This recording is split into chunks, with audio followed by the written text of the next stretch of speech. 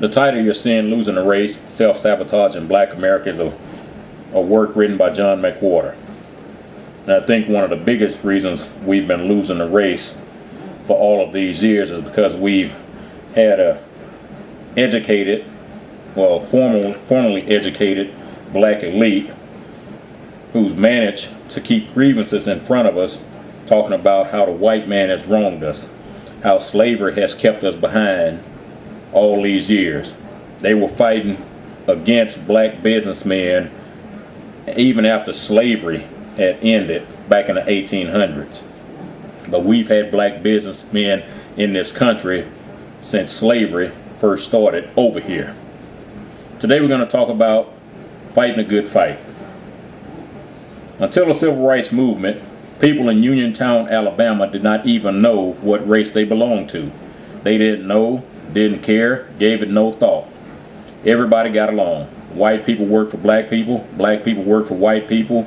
Just recently we have got these hate things. We didn't have no trouble with racial things.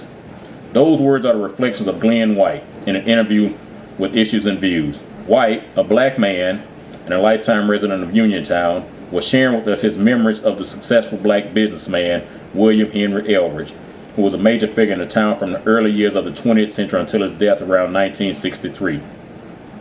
W.H.Eldridge and Company, General Merchandise, is listed in a 1905 edition and subsequent editions of Young and Company's Business and Professional Directory of Alabama. Eldridge was known as a diligent manager and a square dealer. His mercantile company grew as he became the primary supplier of groceries and miscellaneous farm items to Uniontown residents and farmers in the region. He became a supplier for everybody in the region. That means whatever color you were. He ran a credit business for both blacks and whites and sold wholesale goods to smaller stores in the surrounding country.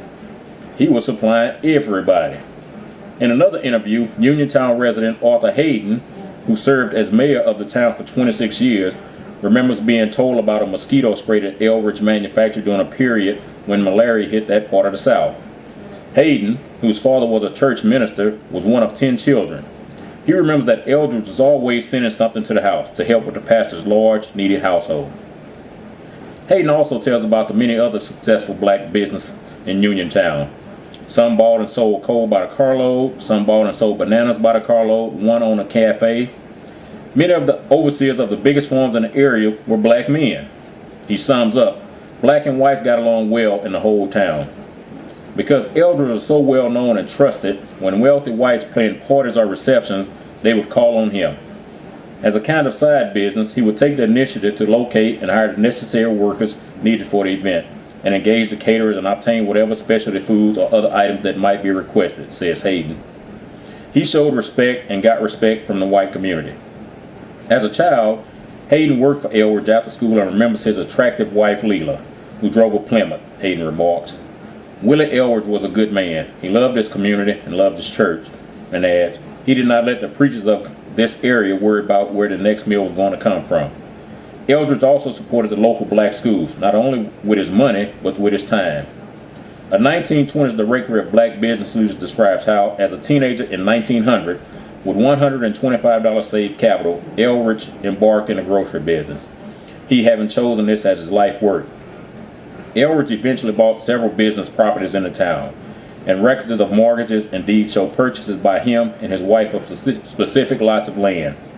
A temporary account of his success relates, the big business interests which he owns, consisting of property of various kinds, including his big retail and wholesale grocery store, stands as evidence of his thrift and ability to make with a partial education, as he terms it, a signal success in the business world.